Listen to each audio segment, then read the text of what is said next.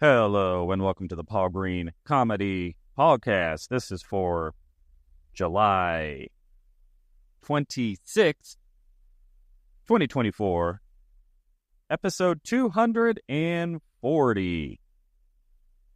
I don't know. It always feels like a milestone anytime I hit another 10 episodes. So, I am coming to you from Indio, California, more specifically Desert Hot Springs. I drove out to Indio last night from Phoenix because I have a gig tonight in Temecula, in which I will be headlining 2 shows back-to-back at the Merc Theater in Temecula. I am very much looking forward to both of those shows. The booker is awesome. She said something very flattering. She called me yesterday just to check in on everything, give me all the details. And she said, I'm pretty much the only... How did she word it? I'm the only person who she trusts to headline who isn't actually a headliner. Was kind of how she put it. Now, that may sound like a backhanded compliment. It wasn't at all. What she was saying is that usually the comics who she has headlined are like national touring headliners, have been like club headliners for like 10 years and have major television credits. I have none of those things, and yet she still knows that I will be able to show up and deliver. So that was a good little boost. Those of you who follow the podcast know that I've had a bit of discouragement, not super bad. I am better and better at inoculating myself. I don't know if I use that in the right tense. I feel like I have done a good job at inoculating myself. I think that makes sense grammatically. Against discouragement and negative feedback and criticism.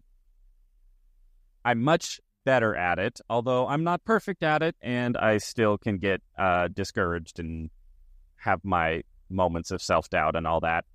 And I just had some, a week of several incidences of negative or critical feedback, but for the most part, I did pretty good. I didn't get super down on myself. I didn't get, super woe is me. It was just kind of like, oh, that doesn't feel very good. But at the same time,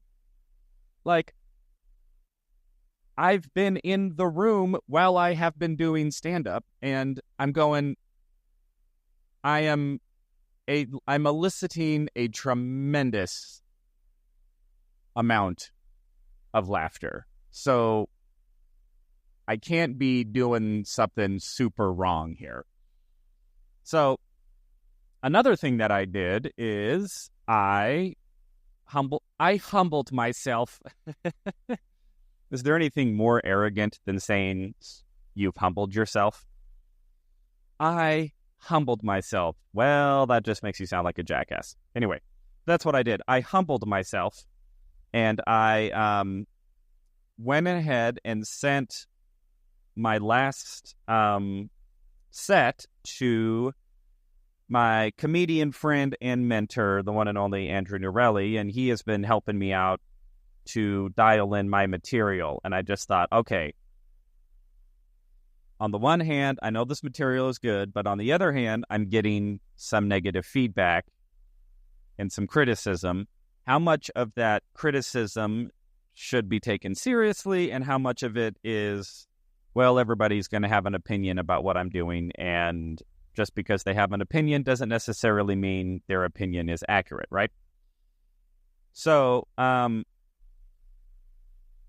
just thought, all right, let me just let go of my ego here. Let me just let go of being all wrapped up in how great I think that I am. And let's just send this material to somebody whose opinion I very much value, who knows comedy left and right, and let me just get his thoughts on it. So I sent him my whole set. And part of me was like, oh my gosh, he's going to look at this and come back and say, none of this is good. Cut it all. So, I had a little bit of that. All right, here we go. I was a little worried. So he came back, or he messaged me back and sent me a Word document where he went through all of the material that I did. And he was very, very complimentary and was very positive about it. And he also had some valuable insight onto how I could potentially improve upon it. And that was very helpful.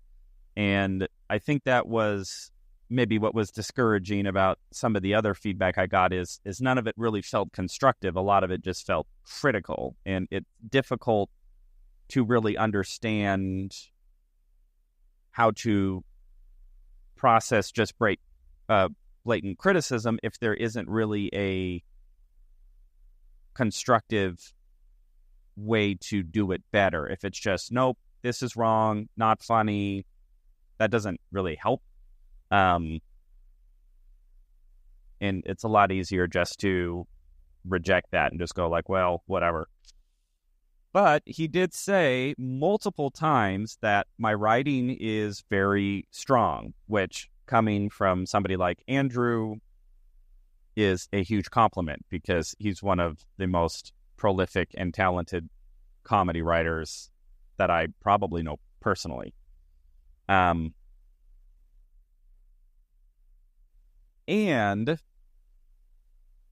he said something a couple of times, which was actually a huge compliment. He ultimately said that I need to trust my writing more. And the context was that I'm actually overperforming. It's almost like I'm overselling my material, maybe out of an insecurity that the writing isn't just funny on its own. Like I have to be extra to get laughs instead of just trusting that what I wrote down, my points, my opinions, my point of view is funny and doesn't need to be so blatantly oversold. And there's definitely, there's a lot to that. And there's a lot of truth to that. And so I can look at that and I can take ownership of that reality that, oh yeah, I do definitely overperform. And some of the feedback that I got this week that was kind of bothering me was like, well, you're yelling a lot. And I'm going, well, how else am I going to illustrate this point if I'm not really passionate about it? But maybe there's an element of, well, I don't think it's going to be funny if I just share what it is that I'm thinking and feeling about this point or just sharing this opinion. So, there you go. There is some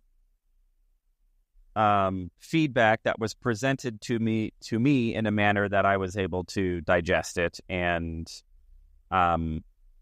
actually see a pathway forward. And then I started replaying my material in my mind and going, oh yeah, how can I do that in a way that is less performative, less theatrical, and more stand-up comedy? Because I do love being theatrical and over the top. And I don't necessarily think I want to lose that because I just have so much fun doing that. And, the old adage, if I'm having fun, the audience is having fun. So I definitely don't want to just say, oh, well, I'm just going to stand up there and deadpan deliver my material into a microphone. I don't think that we're talking about, doing a drastic overcorrection here, but it is just something that made me go, okay, Okay. That is valuable feedback, and let's take that into consideration moving forward. Your notes have been noted. All right. So anyway, I appreciated getting that feedback. And other than that, I am really in full-blown trying to figure out how to sell tickets to the Midlife Crisis Comedy Show. And every day I am checking our ticket sales multiple times a day, working with Josh, with Lily, our marketing manager. We have an advertiser who is in New York, just constantly trying to come up with ideas, videos, promotion ideas. And it's actually really exciting, to be honest. And I was thinking about this. I was thinking about entrepreneurs a lot, right? Because everybody talks about, being an entrepreneur, being your own boss, how great it is, which, I mean, it's like everything in life. No matter what you do, there's elements of it that are great, and there are elements of it that are not great. And I think it was Jerry Seinfeld who was saying, you just have to choose the suck that you can tolerate. And I think there's a lot of truth to that. But when I was thinking about entrepreneurs, I'm just going, man, just how many entrepreneurs have just fallen into some sort of business idea, and they just go, I have this business idea, and then they just dedicate the rest of their life to trying to figure this out, like random stuff. Like, I know a comic who shoes horses. He's a farrier. And I was talking to him about him. He just goes like, yeah, I just, I loved horses. I know how to shoe them. And I go, and there's a big enough market in Arizona. There's enough horse owners in Arizona to keep you busy, to hire you to shoe their horses on a regular basis. He's like, absolutely. And he told me how much money he's making. And I'm going, that blows my mind. So here he is. That's his job. Shoes horses for a living. As an entrepreneur, he doesn't work for anybody else. He's just got his own little horse shoeing business. And I don't mean horseshoes as in, he plays the game horseshoes as a living, for a living. And, my old day job, I used to work for a software company and the software was specifically designed to help small businesses. And so for about 5 years, every day I would go to work and I would help small businesses get onboarded onto the software system. I'm talking thousands of small businesses. Maybe not thousands, definitely hundreds and maybe close to 1,000 small businesses. And it was just fascinating to me how many different small businesses there are out there, all trying to build their business, grow their business, make more money than they're spending, that whole profit thing. Oh, it's a profit deal. Steve Martin, the jerk. And just how much work and energy and focus it takes to be successful at something. And I just thought, how fascinating is it that my entrepreneurial focus now is, how can I produce my own comedy show with my buddy Josh and sell tickets and make more money than it costs us to sell them? And that's really the business that I've fallen into. And some of it sucks, but I don't mind the suck because I'm having more fun trying to figure this out.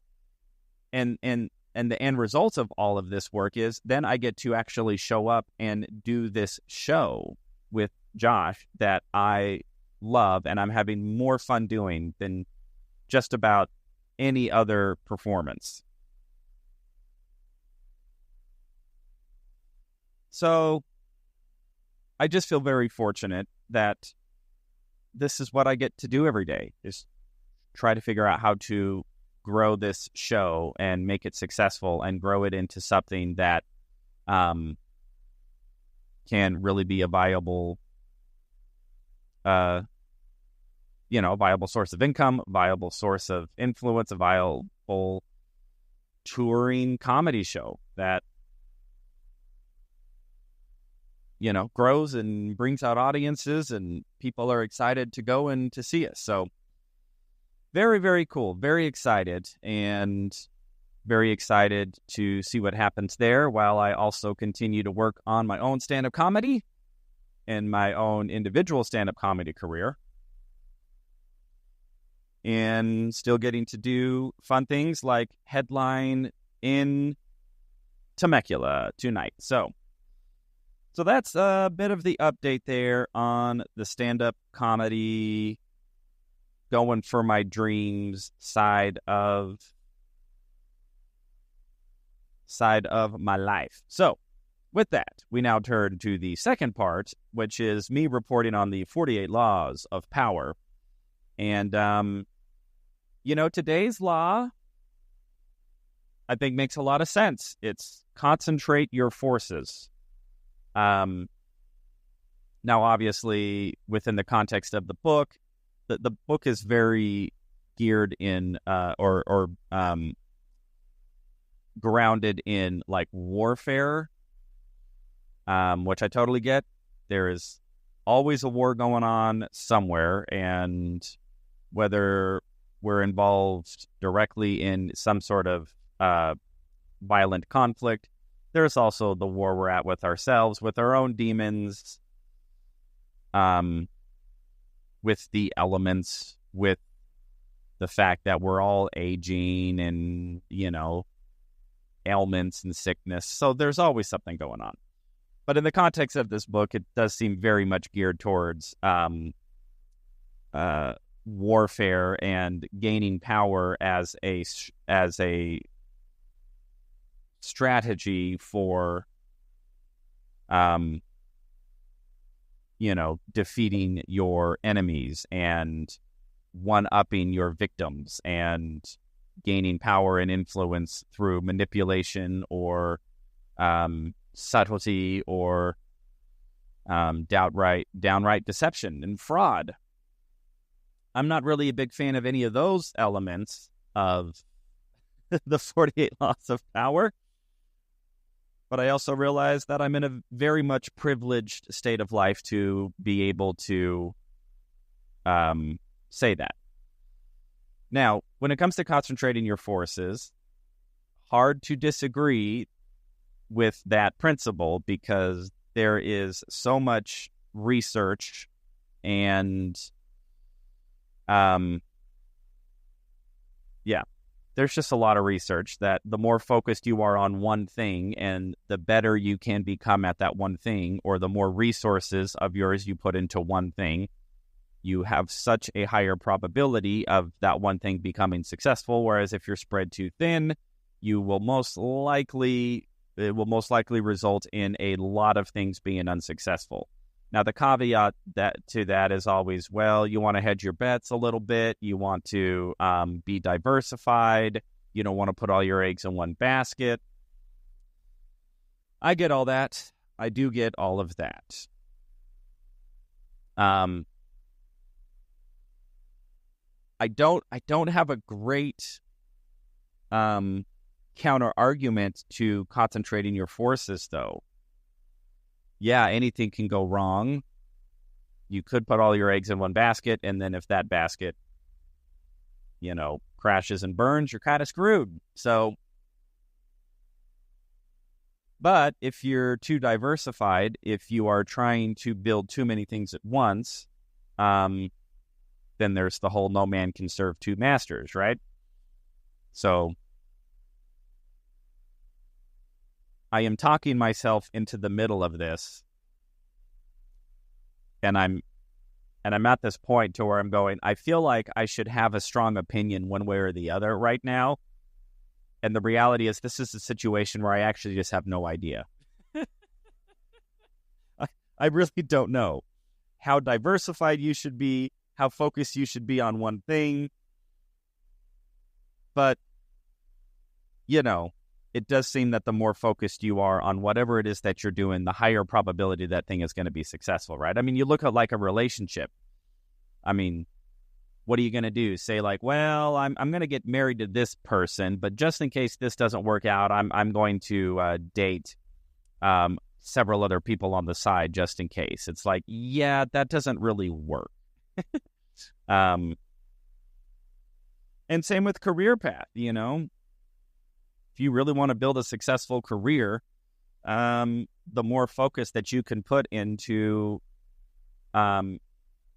increasing your skill set, increasing your resourcefulness, your effectiveness. I mean, look at comedy. Who's going to be a funnier comedian? The comedian who is, writing 3 hours every day and doing 3 open mics a night every night for 10 years, or the comedian who does stand up a couple times a week and then, the rest of the week does anything else other than comedy, right? I mean, it really is a no-brainer in that regard. So the more concentrated you can be, and by the way, I am purely talking about this.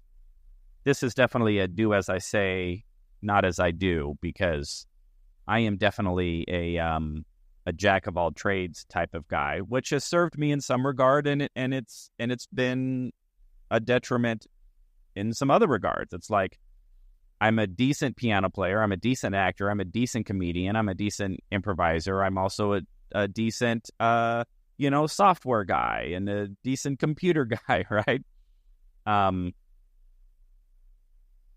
So the more that I get focused on stand-up, I've really put acting, like I don't do a lot of direct acting. I still have agents and, I'll book a commercial here or there, but, it's not like I'm pounding the acting pavement, but I am really pounding the stand-up comedy pavement and really approaching it not only as an artist, but also as a business person. So I'm really trying to get my forces more concentrated on being successful there and seeing what I can do to grow that. And the more that it grows, then it only will provide more resource for me to be more focused on it. And of course, you never know what's going to happen. You just never know. There's that whole, burn your ships analogy. I don't think I like that analogy very much. That conquer or die. But then again, maybe that's just because I'm in a privileged position. Because I think there is such a thing as setting out on a course. Again, when you're not dealing with warfare, I think the analogies are a little less, or the analogies have some holes in them. Now, if you're actually at war, I don't know. I don't think burning the ships is a good idea. Because one of the laws of power is, no one to surrender, no one to retreat. Wait, no, I'm sorry. The book said don't retreat. Yeah, okay, so maybe burn your ships and then die or surrender, I guess. But I do think that there are times in life where you set down a path and you just go, you want to know what? This isn't it for me. And I gave everything I could to this course of action, and it's just not speaking to me anymore. I don't want to do it anymore. And in those situations, I think it would be very helpful if you had a ship to go back to, if possible. Anyway, I'm getting a little vague here between analogy and metaphor and real life application. So I'm just going to say,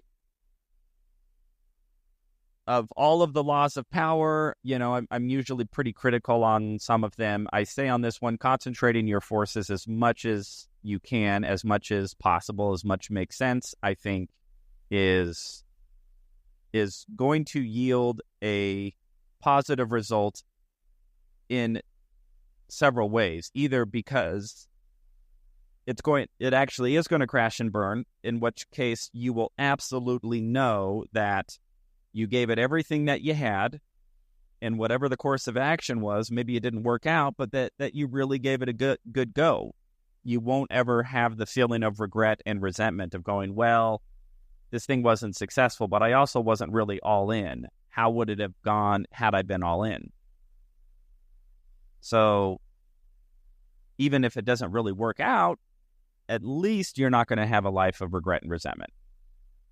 And then there's that other part of it, which is it could actually just work out. It could be successful. It could turn out in a manner that is maybe even better than you had expected. But I don't think you get to either of those two outcomes without really concentrating your forces on whatever it is that you are seeking to accomplish in life. So there you go, everybody. There's wisdom from a stand-up comedian who's currently in a cheap motel in Indio on his way to Temecula, and who might yell too much in his stand-up comedy. All right, everybody. Oh my gosh, I'm so bitter over that. Can you feel it? Can you feel it? All right, everybody. That is all for today. This is the Paul Green Comedy PaulCast for July 26, 2024, episode 240. I love you all so much. Keep pursuing your dreams, and I will talk to you tomorrow.